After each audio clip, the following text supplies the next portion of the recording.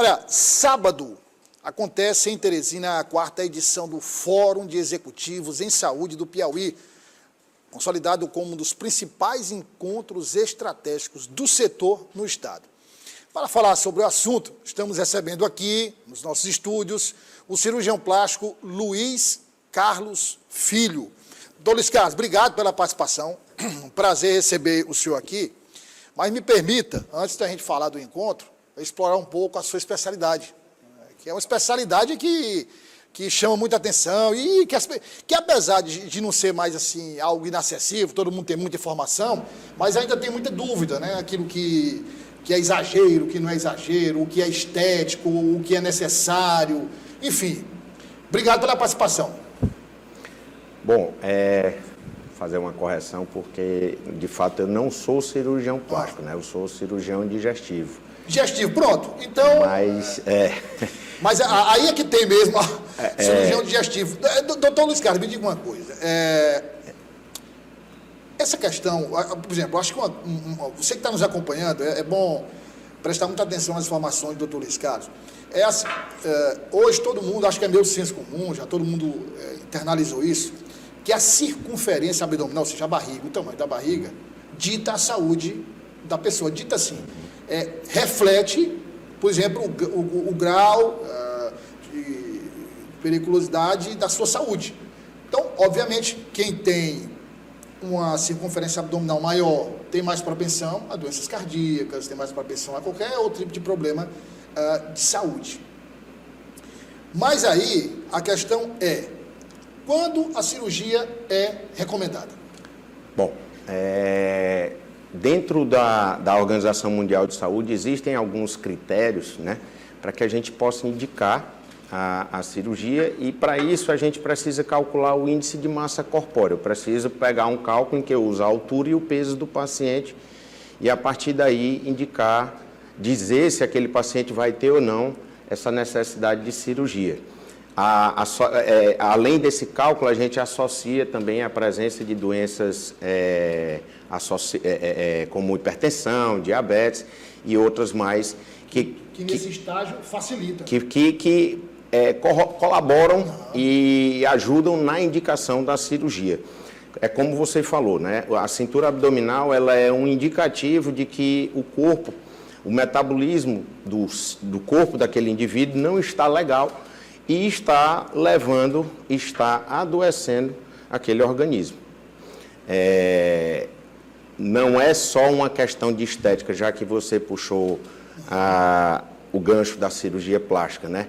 Quando se fala hoje de emagrecimento, quando se fala hoje de perda de peso, não é só uma questão de estética, e sim uma questão de saúde, uma questão que demonstra que aquele metabolismo, que o metabolismo daquele organismo, ele vai estar trabalhando a favor daquele paciente. Doutor Luiz Carlos, mas tem casos, por exemplo, de obesidade mesmo, quer dizer, o que se chama de obesidade mórbida, né? Obesidade exagerada, e aí tá visível, né?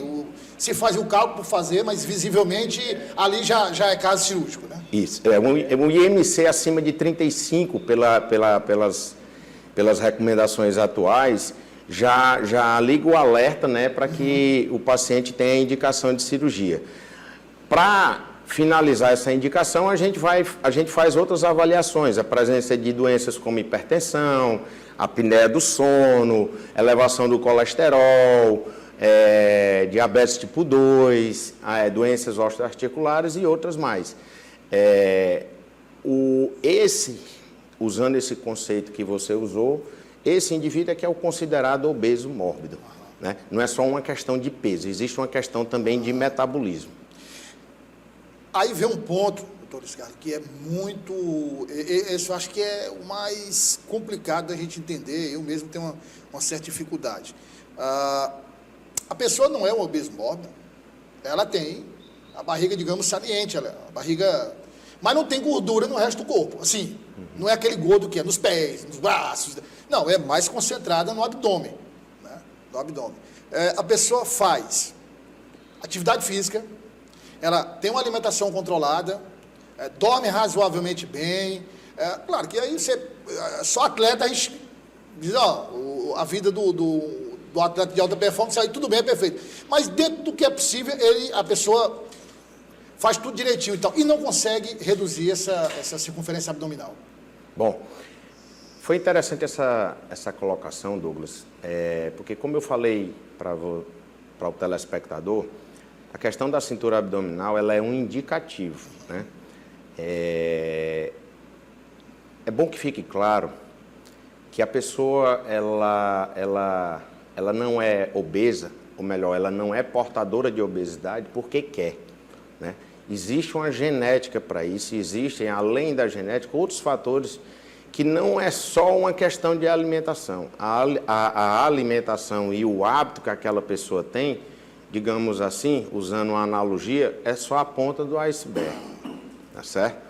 Então, você falou bem, da mesma forma que tem pessoas que metabolicamente são bem controladas, mas, usando o seu exemplo, são pessoas que têm uma perna, digamos assim, magra, com menos tecido de gordura e mais músculo. Mas ele tem, digamos, aquele abdômen saliente, certo? É uma questão genética. Ali é a conformação do corpo dele. Nem todo paciente abaixo do peso, fora do cálculo da obesidade, vai ter aquele corpo, vamos dizer assim, atlético, como se prega hoje. Da mesma forma, você tem pessoas que estão, de certa forma, acima do peso, tá certo? Ou melhor, acima do peso e que tem um metabolismo normal. Mas você tem também o contrário. Eu tenho pacientes que não têm a barriga saliente, que tem o braço, de certa forma, sem muito acúmulo de adipócitos, mas, por outro lado, quando você vai avaliar o metabolismo desse paciente, ele está pior do que um paciente portador de obesidade.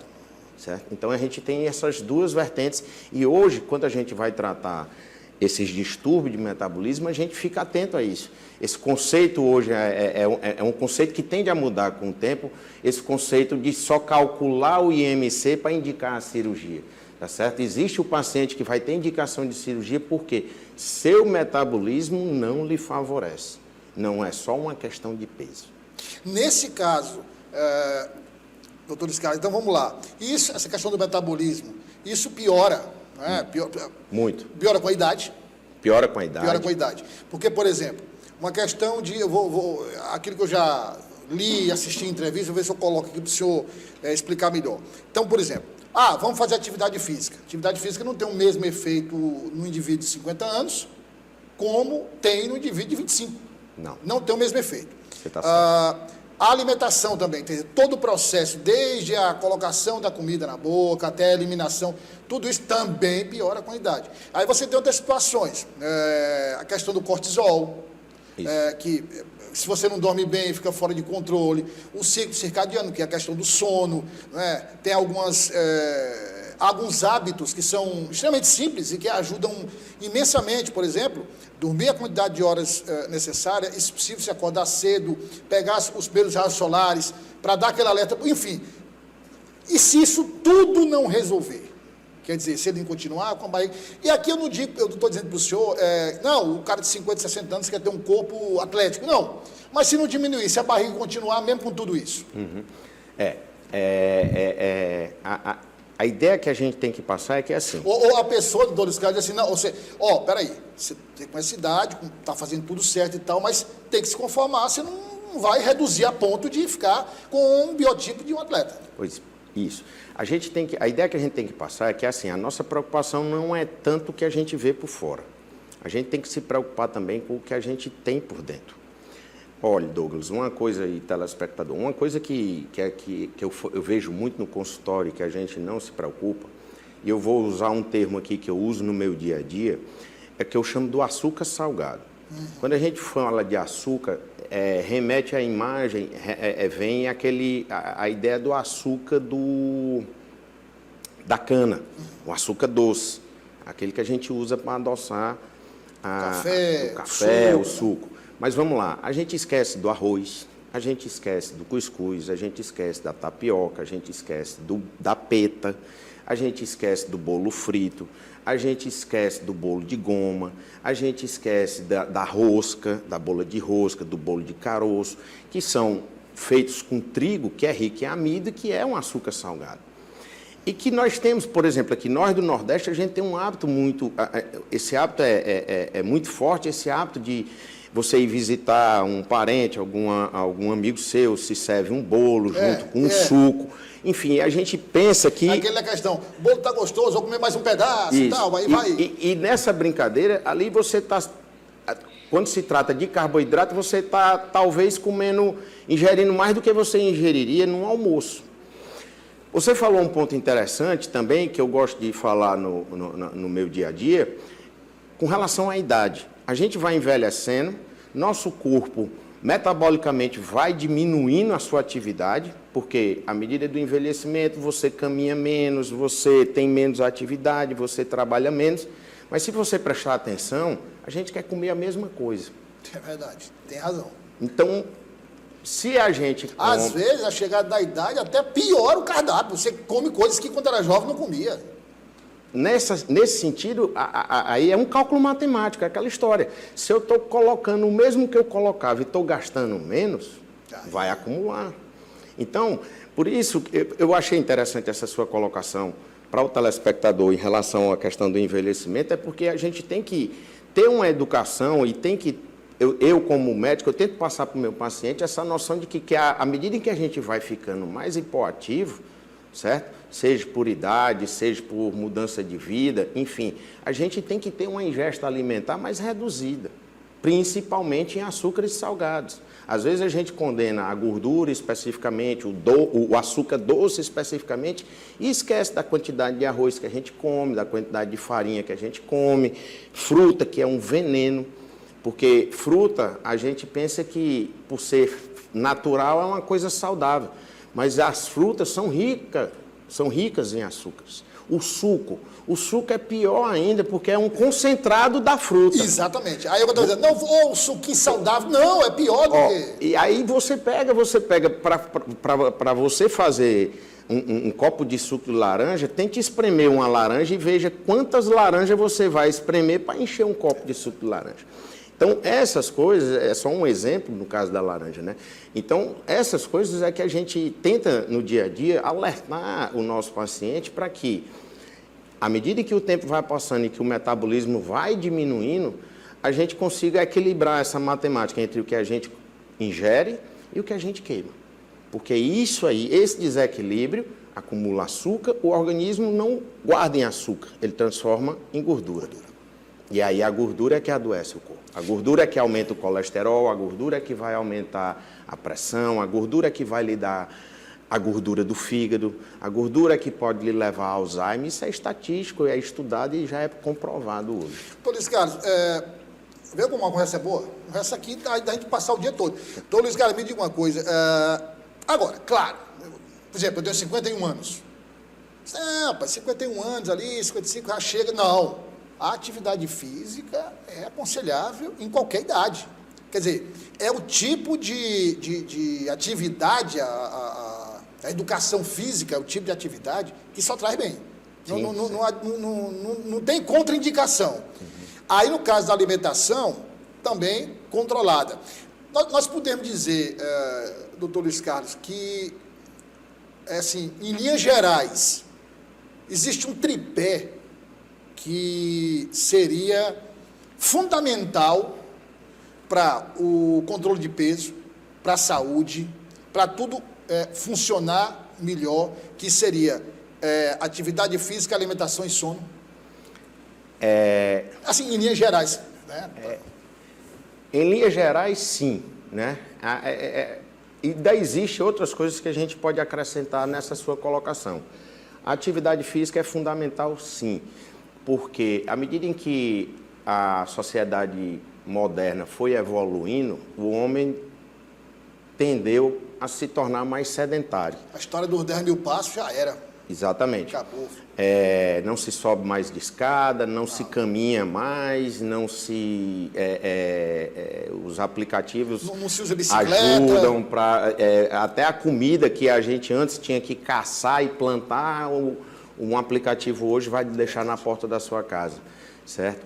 Por outro lado, a gente sabe a questão da importância da alimentação, do combustível que a gente bota para o nosso organismo, o sono, que aí um detalhe do sono que é interessante, que vem se mostrando cada vez mais isso, é que, de fato, o sono bom é o sono da galinha. É uma coisa que hoje é muito difícil, mas o sono bom é aquele sono, não é só a questão de você dormir 8 horas por dia. Quais são as 8 horas por dia que você dorme? Em que faixa de horário? Tanto é que, se você prestar atenção, aquelas profissões em que você tem obrigatoriamente um trabalho noturno... A do senhor, por exemplo. Isso. Mesmo que você consiga ter as 8 horas de sono, a qualidade do sono, o descanso e a recuperação metabólica que o organismo precisa não é a mesma de quem dorme entre 7h30, 8h30, 9 horas, que é uma coisa difícil. E acorda 4h30, 5 horas da manhã, que essa é a hora da gente estar acordando. Ou mesmo, o sol baixou, a gente dorme, o sol apareceu, a gente acorda, né? E se fala muito hoje, Douglas, é um conceito que vai aparecer e vai cada vez mais se aprimorar, que é a qualidade do intestino. Um intestino, porque isso aí está meio que associado. Se você tem um sono bom, se você tem uma atividade física boa, seu intestino vai ser bom, tá certo? Mas um intestino bom, onde você bebe bastante líquido, onde você regularmente vai faz as suas necessidades, aquela questão de formação de gases, enfim, e até mesmo relacionada à composição de bactérias, que é os estudos que estão saindo agora, certo? Essa composição e esse funcionamento intestinal vai trazer um impacto também positivo para a vida e trazendo menos doença para os pacientes. A questão do sono, o senhor falou, às vezes você faz atividade física regularmente, às vezes a alimentação é uma alimentação boa, mas se você não dorme bem, coloca tudo a perder. Pode ser. Porque o sono... Isso pode acontecer. O sono é o momento em que o corpo se recupera da atividade física. Não é? É o momento de descanso, é o momento que dá um reset no cérebro. Quer dizer, e aí aí vem a questão do estresse, colabora. Quer dizer, as pessoas hoje não têm muito, em todos os casos eu acho, as pessoas não têm muito essa preocupação. Não, peraí, eu vou fazer aqui uma meditação, eu vou ler, vou parar, vou ouvir uma música, mesmo que você participou ali ou trabalhou o dia todo, para dar uma reduzida naquela carga de estresse. Você chega em casa, aí tem mais problema e você vai... Aí isso aí, a questão do cortisol, aí o negócio fica fora de controle. Aí depois você se pergunta, mas vem cá, eu estou comendo direito, estou fazendo atividade física, o que está acontecendo? Falhando nessas outras questões, né? Não tenha dúvida disso. Esses momentos de descanso, filosoficamente e metabolicamente, eles são necessários, né? E aí tem várias máximas, né? Um conceito hoje que tem que assim, quando você tem uma mente, um corpo cansado desacelera uma mente. Então, a questão da atividade física em relação à ansiedade que a gente tem hoje, vamos dizer assim, uma pandemia de ansiedade, principalmente no Brasil, que é uma coisa que assusta a gente. O Brasil hoje, em termos de níveis de ansiedade, só perde para regiões de guerra, como a região ali, da região do Irã e da Arábia Saudita e de Israel, que estão em conflitos, né? Você vê a África, que é um país que vive em conflito, uma pobreza, uma miséria avassaladora, tem índice de ansiedade menor do que o Brasil e que os Estados Unidos, né? E é uma coisa que se questiona muito isso. Por outro lado, como você comentou aí, a questão do hábito noturno, né? Uma coisa que me preocupa muito você falou, o sono do nosso organismo, como ele é circadiano, às vezes as pessoas botam a perder o funcionamento do intestino e a questão até mesmo da perda de peso que teve na atividade física e acaba perdendo isso. Por quê? Porque tem um hábito de se alimentar à noite, muito tarde. Então, você depois de determinadas horas, normalmente algumas pesquisas mostram que a partir de 7h30, 8h30, 9 horas, você tem que ter alimentações mais leves e não refeições mais completas. Por quê? Porque seu estômago, seu próprio trato digestivo, ele já não está com aquela motilidade habitual. Então, a digestão vai ser diferente, no outro dia você vai acordar com o estômago, com aquela sensação de mais de plenitude, né? Estufamento, mais gases, e, de certa forma, prejudica toda a cadeia do intestino. Agora, é uma última questão, doutor Luiz Carlos, que quem vai e faz a cirurgia digestiva? Quer dizer, tem muita gente que fica pensando, não, mas eu tenho medo de... Quer dizer, toda cirurgia tem risco. Se você vai fazer uma cirurgia pequena, não tem risco, quer dizer, mas hoje as técnicas são modernas, enfim, se evoluiu absurdamente. Não, mas eu tenho medo, por exemplo, do meu intestino não funcionar mais direito. Não, mas eu tenho medo, enfim, hoje isso evoluiu muito, quer dizer, a vida, a qualidade de vida do pós-cirúrgico hoje é plena, né? Sim. A cirurgia, quando a gente programa uma cirurgia para um paciente, é importante que fique claro que na programação a gente está muito mais preocupado em controlar os danos do que os benefícios, tá certo? Porque os benefícios são claros, são certos. A gente tem que estar preparado para aquilo que pode sair um pouco da nossa perspectiva, porque risco existe, como você falou. E isso vai ser controlado. Então, hoje, a segurança da cirurgia chegou a um patamar de que o mundo todo está fazendo, né? E os números só aumentam, né? Da mesma forma, a segurança dos remédios, embora o remédio exista, a cirurgia não vai deixar de existir, tá certo? Porque existem casos em que o remédio não vai conseguir resolver a doença em si, uma vez que ela é uma doença crônica, a pessoa tem, a gente tem que passar essa ideia para o nosso paciente de que não existe cura para a doença. A gente controla a obesidade. A obesidade é uma doença crônica e mórbida se não for controlada. Mesmo depois da cirurgia, tem que haver controle, né? Exatamente. Então, o sucesso da cirurgia bariátrica hoje está justamente no controle do pós. E respondendo à sua pergunta, essa preocupação do paciente, reposição de vitamina, controle do intestino, funcionamento do intestino, tudo isso hoje já está sob controle, certo? Com medicações, com técnicas que a gente faz hoje dentro da própria cirurgia, que controlam e minimizam esses efeitos, né? No começo, o paciente sofria muito com desnutrição. Hoje já existem novas técnicas que ainda são experimentais, mas já estão começando a ser difundidas, em que o paciente não tem tanto esses déficits, não tem tanto essas alterações intestinais. O Brasil ainda é jovem nessas novas perspectivas, mas já tem crescido bastante o uso dela no mundo. Então, Luiz Carlos, vamos falar agora do evento. Esse evento é um evento importante, inclusive, porque Teresina é uma referência médica no Brasil, no Brasil inteiro. E esse evento, só para quem está nos acompanhando, o objetivo dele, qual é o objetivo? Discutir modelo de negócios, ou discutir modelo de negócios e também a prática da medicina, técnicas mais modernas, gestão? Bom, o fórum... o quarto fórum do SEBEX, né, nós estamos na quarta edição, é um fórum de gestão, né? O SEBEX é o Colégio Brasileiro de Executivos em Saúde, e ele tem o objetivo de fomentar, né, o aprendizado, a disseminação de informações de gestão em saúde, né? A saúde, ela cada vez mais requer recursos, né?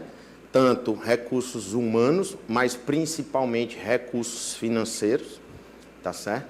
Porque cada vez mais novas tecnologias surgem para que a gente melhore a segurança do paciente, a qualidade dos resultados dos procedimentos e dos tratamentos e, consequentemente, a qualidade da nossa sociedade.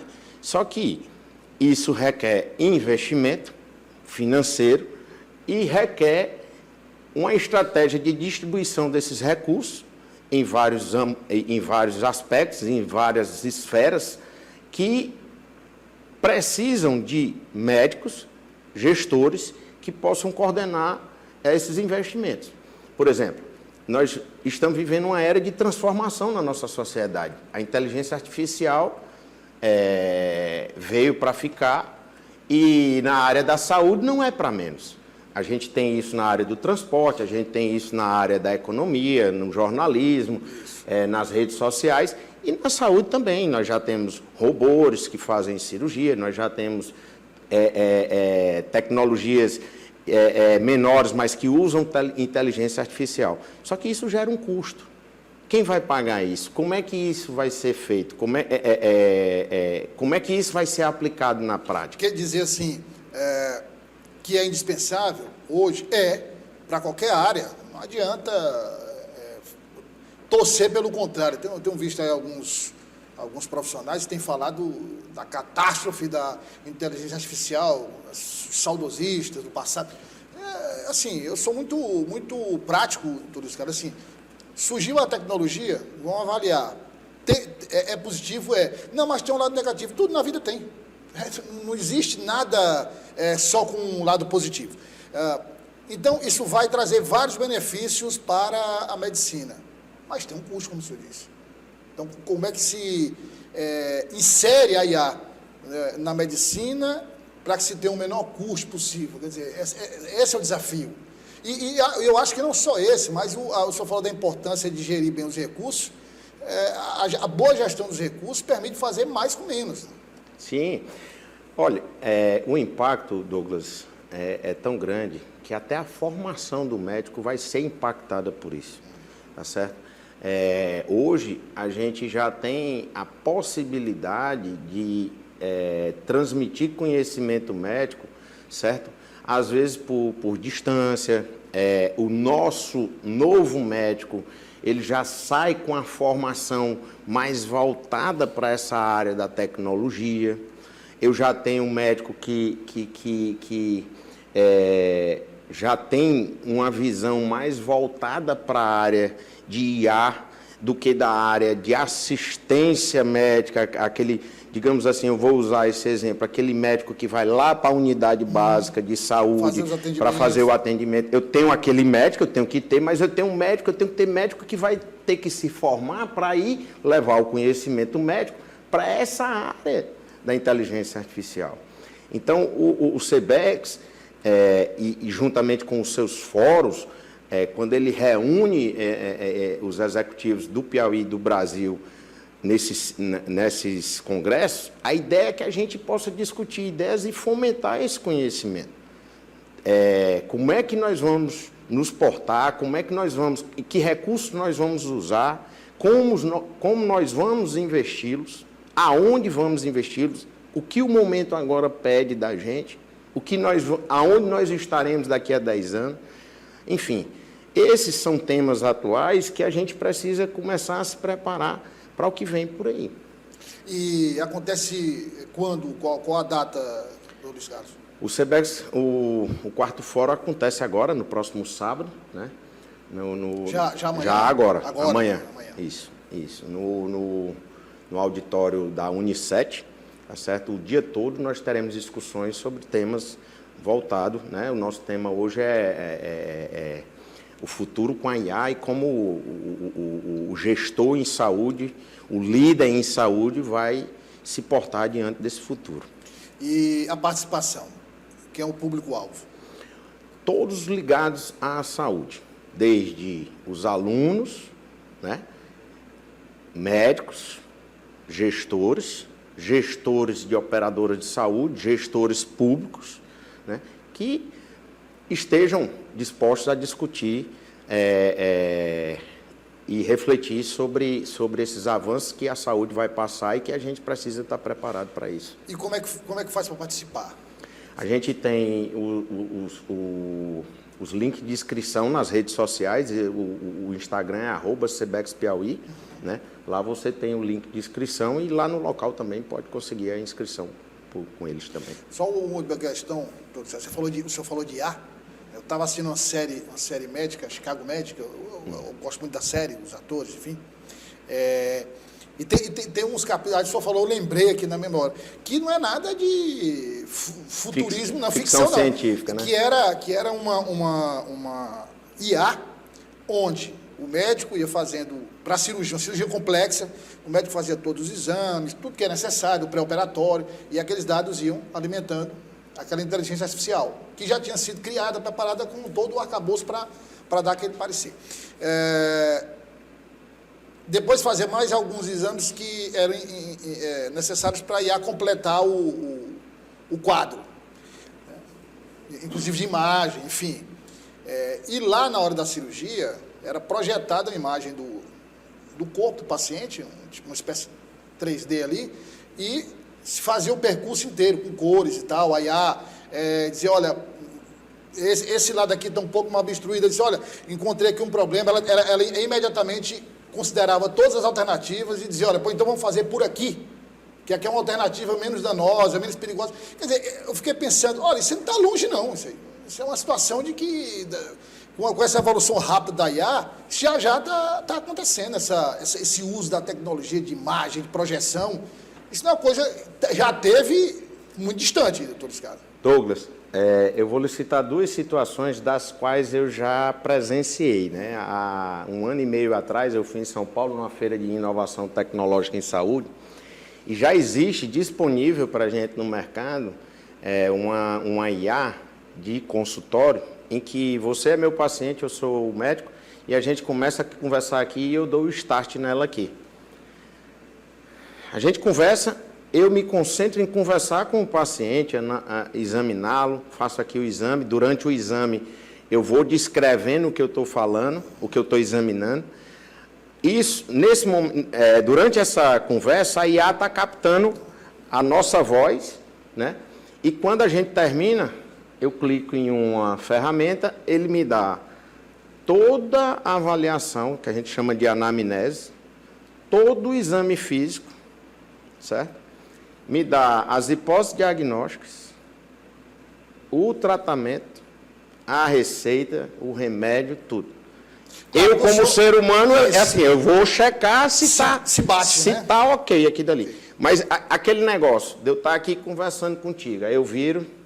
Não existe mais. Não existe, certo? Outra coisa, vamos lá, custo.